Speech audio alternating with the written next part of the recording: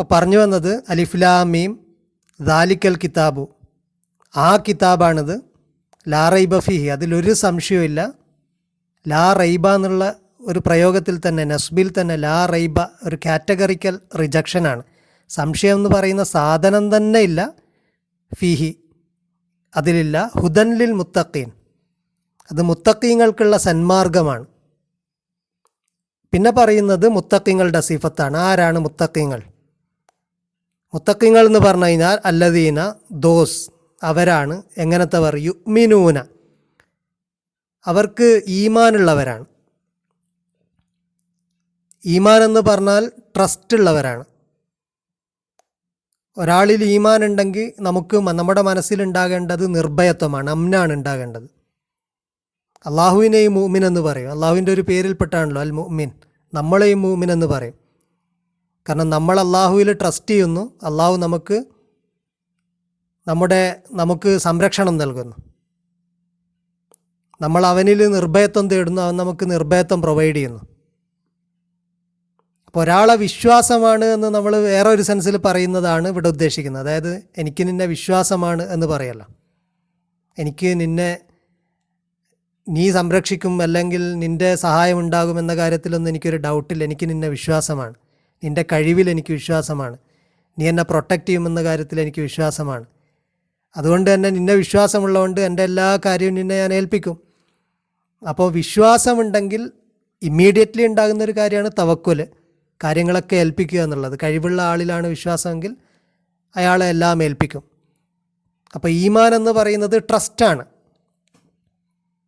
അപ്പോൾ അവർക്ക് ട്രസ്റ്റ് ഉണ്ട് അവനിൽ. അല്ലാതെ അള്ളാഹു എന്ന് പറയുന്ന ഒരു ശക്തി, പ്രപഞ്ചം അഖില ലോകത്തിൻ്റെയും രക്ഷിതാവായിട്ടുള്ള അള്ളാഹു എന്ന് പറയുന്ന ഒരു ശക്തിയുണ്ട് എന്ന വിശ്വാസമല്ല, എന്ന ഒരു സങ്കല്പമല്ല,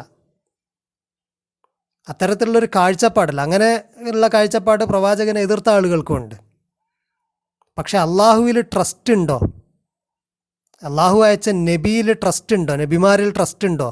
അവനയച്ച കിതാബിൽ ട്രസ്റ്റ് ഉണ്ടോ എന്നുള്ളതാണ് വിഷയം. അപ്പോൾ ട്രസ്റ്റ് ഉള്ളവരാണ്. എന്തിൽ ട്രസ്റ്റ് ഉള്ളവരാണ്? ഇതിനെ രണ്ട് രീതിയിൽ പറയും. ബിൽ ഗൈബ് എന്ന് പറയുന്ന യുഅ്മിനൂനയുടെ ഒബ്ജക്റ്റാണ്. അതായത് ഗൈബിൽ വിശ്വാസമുള്ളവരാണ്, ട്രസ്റ്റ് ഉള്ളവരാണ് എന്ന് പറയും. അല്ലെങ്കിൽ ബിൽ ഗൈബ് എന്ന് പറയുന്നത് ഒരു അഡ്വേർബിയൽ ഫ്രേസാണ്. അതായത് ഗൈബിലായിക്കൊണ്ട് ട്രസ്റ്റ് ഉള്ളവരാണ്. ആദ്യം യുഅ്മിനൂന ബിൽ ഗൈബി, യുഅ്മിനൂനയുടെ ഒബ്ജക്റ്റാണ് ബിൽ ഗൈബി എന്ന് പറയുന്ന ആളുകൾ അങ്ങനെ പറയാൻ കാരണം, യുഅ്മിനൂനയുടെ കൂടെ ബി വന്നു കഴിഞ്ഞാൽ, അല്ലെങ്കിൽ ആമനയുടെ കൂടെ ബി വന്നു കഴിഞ്ഞാൽ ഖുർആനിൽ എല്ലാ സ്ഥലത്തും പിന്നെ എന്താണോ പറയുന്നത് അതിലുള്ള ഈമാനാണ്. അപ്പം അള്ളാഹുവിലുള്ള ഈമാൻ, നബിമാരിലുള്ള ഈമാൻ, കിതാബിലുള്ള ഈമാൻ എന്നൊക്കെ പറയുമ്പോൾ ഇത്തരത്തിൽ ആമന അല്ലെങ്കിൽ യുഅ്മിനുയുടെ കൂടെ ബി വന്നിട്ടാണ് പറയുക. അപ്പോൾ യുഅ്മിനു എന്നതിൻ്റെ കൂടെ ബി വന്നു കഴിഞ്ഞാൽ അവിടെ ഉദ്ദേശിക്കുന്നത് പിന്നീട് പറയുന്നതിലുള്ള ഈമാനാണ്. പക്ഷേ വേറെ ഒരു കൂട്ടർ പറയുന്നത് ഇതങ്ങനെയല്ല. ബിൽ ഗൈബ് എന്ന് പറഞ്ഞാൽ ഗൈബിലായിക്കൊണ്ട്, അവിടെ ബി എന്ന് പറഞ്ഞത് ഗൈബിലായിക്കൊണ്ട് എന്നാണ് അവർ പറയുന്ന. കാരണം ഗൈബിൻ്റെ കൂടെ എവിടെയൊക്കെ ഖുർആനിൽ ബി വന്നിട്ടുണ്ടോ അവിടെയൊക്കെ ആയിക്കൊണ്ട് എന്നുള്ള അർത്ഥത്തിലേ വന്നിട്ടുള്ളൂ. അപ്പം രണ്ടിനും ഈക്വലി സാധുതയുള്ളതാണ്. പരിശുദ്ധ ഖുർആനിൽ ഗൈബിൻ്റെ കൂടെ ബി വന്ന സന്ദർഭങ്ങൾ പരിശോധിച്ച് കഴിഞ്ഞാൽ നമുക്കത് മനസ്സിലാവും. ഇന്നല്ലദീന യഖ്ഷൗന റബ്ബഹും ബിൽ ഗൈബ്, സൂറ മുൽക്കിൽ അറിയാലോ നമുക്ക്. ഇന്നല്ലദീന യഖ്ഷൗന റബ്ബഹും ബിൽ ഗൈബ്, നിശ്ചയം റബ്ബിനെ ഭയപ്പെടുന്നവർ, ബിൽ ഗൈബ്, ഗൈബിലായിക്കൊണ്ട് ഭയപ്പെടുന്നവർ. ഗാബ എന്ന് പറഞ്ഞു കഴിഞ്ഞാൽ അപ്രത്യക്ഷമായി എന്നാണ്. അപ്പോൾ ഗൈബ് എന്ന് പറഞ്ഞു കഴിഞ്ഞാൽ ഇല്ലായ്മ, ഒന്നിൻ്റെ ആബ്സെൻസ് ആണ്.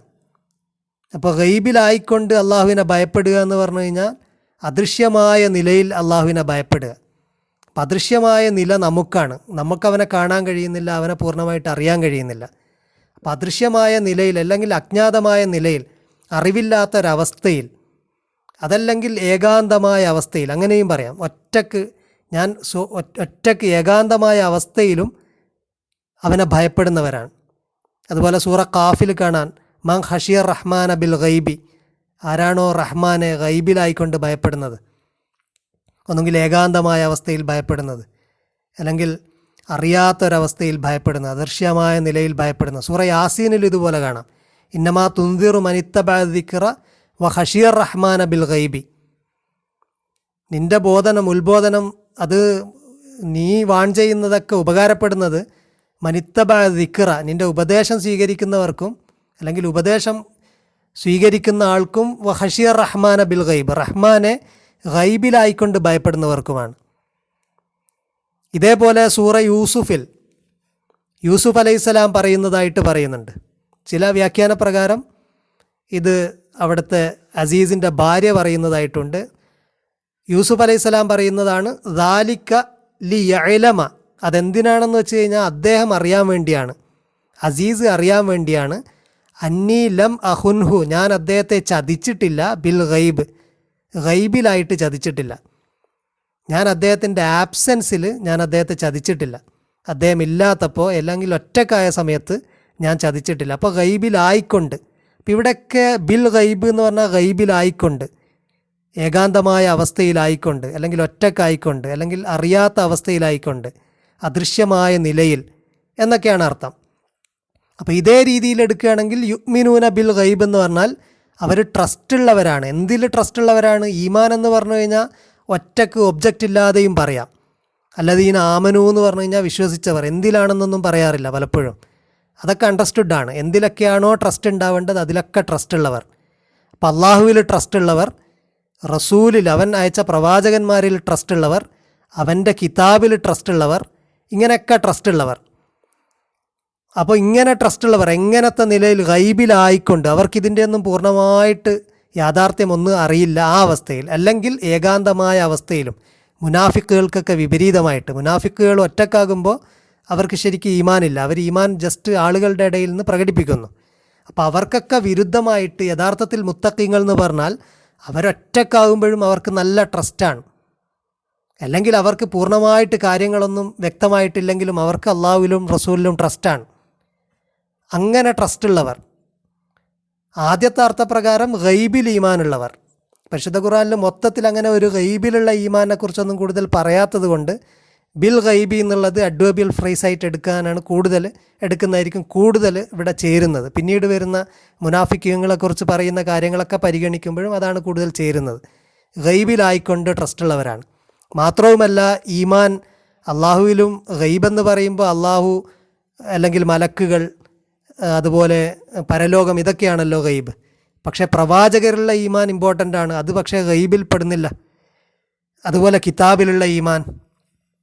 അപ്പോൾ അല്ലദീന യുഅ്മിനൂന, അവർക്ക് ട്രസ്റ്റ് ഉണ്ട്, ബിൽ ഗൈബ്, ഗൈബിലായിക്കൊണ്ട് ട്രസ്റ്റ് ഉണ്ട്. അതാണ് ഒന്നാമത്തെ അവരുടെ പ്രത്യേകത. അവരുടെ ട്രസ്റ്റാണ് ഒന്നാമത്തെ പ്രത്യേകത.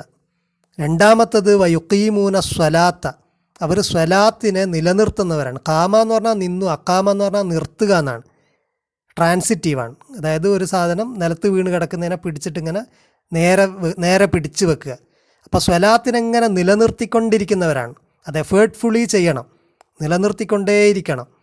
പേഴ്സണലിയും ഇനി അത് മറ്റുള്ളവർ ചെയ്യാൻ വേണ്ടി കൽപ്പിക്കുകയും അതിനുള്ള സൗകര്യം ഒരുക്കൊക്കെ അതിൻ്റെ ഭാഗമാണ്. അപ്പോൾ സ്വലാത്ത് ലിറ്ററലി ദുആ എന്നാണ് അതിൻ്റെ അർത്ഥം, പ്രാർത്ഥന.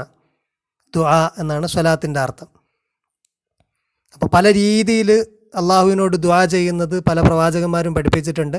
റസൂലുള്ളാഹി സ്വല്ലല്ലാഹു അലൈഹി വസല്ലമ ഏറ്റവും പരിപൂർണമായ രീതിയിൽ എങ്ങനെയാണ് ദുആ ചെയ്യേണ്ടത്, അള്ളാഹുവിൻ്റെ മുമ്പിൽ കൈകെട്ടി വളരെ വിനയത്തോടെ നിന്നുകൊണ്ട്, ഒരു അടിമ യജമാനൻ്റെ മുമ്പിൽ നിൽക്കുന്ന പോലെ കയ്യൊക്കെ ഇങ്ങനെ കെട്ടി അവൻ്റെ മുമ്പിൽ വിനയത്തോടെ നിന്നുകൊണ്ട് കണ്ണൊക്കെ താഴോട്ട് നോക്കി, പിന്നെ അവൻ്റെ മുമ്പിൽ കുനിഞ്ഞുകൊണ്ട് അവൻ്റെ മുമ്പിൽ കുമ്പിട്ടുകൊണ്ടൊക്കെ ഉള്ള ഒരു പ്രാർത്ഥനാ രൂപം കാണിച്ചു തന്നിട്ടുണ്ട്. അതാണ് ഏറ്റവും ഇൻസ്റ്റിറ്റ്യൂഷണലൈസ്ഡ് ആയിട്ടുള്ളൊരു സ്വലാത്തിൻ്റെ രൂപം നമുക്കതാണ്.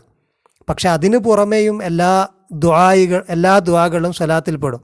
പ്രത്യേകിച്ച് നമുക്കറിയാവുന്ന ഏറ്റവും പ്രധാനപ്പെട്ട സ്വലാത്ത് റസൂലുള്ളാഹി സ്വല്ലല്ലാഹു അലൈഹി വസല്ലമിൻ്റെ മേലും അദ്ദേഹത്തിൻ്റെ ഉമ്മത്തിൻ്റെ മേലും ചൊല്ലുന്ന പ്രാർത്ഥനയാണ്. അല്ലാഹുമ്മ സ്വല്ലി അലാ മുഹമ്മദിൻ വഅലാ ആലി മുഹമ്മദ്. അതൊന്ന് റസൂലിൻ്റെ പേരിലാണ്, രണ്ടാമത്തെ ആലു മുഹമ്മദ് അദ്ദേഹത്തിൻ്റെ ഉമ്മത്തിൻ്റെ പേരിലാണ്. അതുകൊണ്ട് തന്നെ എല്ലാ കാലത്തും ഏറ്റവും പ്രധാനപ്പെട്ട ദുആയാണ് റസൂലിനും ഉമ്മത്തിനും വേണ്ടിയുള്ള ദുആ. റസൂല് എത്രമാത്രം റസൂലിൻ്റെ ജീവിതകാലത്ത് റസൂല് വ്യക്തിഹത്യക്ക് ഇരയാകുകയും അല്ലെങ്കിൽ റസൂല് തെറ്റിദ്ധരിപ്പിക്കപ്പെടുകയൊക്കെ ചെയ്തിട്ടുണ്ടോ അതുപോലെ എല്ലാ കാലത്തും ചെയ്യപ്പെടുന്നുണ്ട്. അതുകൊണ്ട് എല്ലാ കാലത്തും മുഹമ്മദിന് സ്വലാത്തിൻ്റെ ആവശ്യമുണ്ട്. മാത്രമല്ല അദ്ദേഹത്തിൻ്റെ ഉമ്മത്തിനും. അപ്പം ഏറ്റവും പ്രധാനപ്പെട്ട നമുക്കറിയാവുന്ന ഒരു സ്വലാത്താണത്. ഇതുപോലെയുള്ള ദുആകൾ അതൊക്കെയും സ്വലാത്തിൻ്റെ പരിധിയിൽപ്പെടും. പക്ഷേ പ്രവാചകൻ കാണിച്ച നിർബന്ധമായിട്ടുള്ള സ്വലാത്താണ് ഏറ്റവും ഒന്നാമതായിട്ട് വരുന്നത്. അതൊക്കെ നിലനിർത്തുന്നവർ. അതിനു പുറമെ അതിനോടൊപ്പം വമിമ്മ റസഖ്നാഹും യുംഫിഖൂൻ, നാം നൽകിയതിൽ നിന്നും അവർ ഇൻഫാക്ക് ചെയ്യുന്നവരാണ്, സ്പെൻഡ് ചെയ്യുന്നവരാണ്. നാം നൽകിയതിൽ നിന്നും അവിടെ വേബിൻ്റെ വേബും അതിൻ്റെ ഒബ്ജക്റ്റും തമ്മിൽ ചെറിയൊരു മാറ്റം നമുക്ക് കാണാം. യുക്കീമൂന സ്വലാത്ത എന്ന് പറഞ്ഞ പാറ്റേണിലല്ല പറയുന്നത്, യുൻഫിഖൂന അല്ല ആദ്യം പറയുന്നത്, അമിമ്മ റസഖ്നാഹും എന്നുള്ളതാണ്. നാം നൽകിയത് എന്നതാണ് ഇമ്പോർട്ടൻറ്റ്. അതവരുടെ ഉത്തമ വിശ്വാസമാണ്, അള്ളാഹു നൽകിയതാണ്, അതിൽ നിന്ന് സ്പെൻഡ് ചെയ്യുന്നവരാണ്. അള്ളാഹു നൽകിയ പലതും ഉണ്ട്, നമുക്കറിയാവുന്ന ഇൽമ്, അല്ലെങ്കിൽ അതുപോലെ നമ്മുടെ ആരോഗ്യം, അല്ലെങ്കിൽ നമ്മൾ സമ്പാദിക്കുന്ന എന്തും അള്ളാഹു നൽകിയതാണ്. അപ്പോൾ അള്ളാഹു നമുക്ക് നൽകിയ എന്തും അതിൽ നിന്നൊക്കെ സ്പെൻഡ് ചെയ്യുന്നത് ഇൻഫാക്കാണ്. ഇതിനെക്കുറിച്ച് വിശദമായിട്ട് നമ്മളൊരു ഖുർആൻ ടോക്കിൽ സംസാരിച്ചിരുന്നു. എന്താണ് ഇൻഫാക്ക്, അതും റിസ്ക്കും തമ്മിലുള്ള ബന്ധത്തെക്കുറിച്ചൊക്കെ.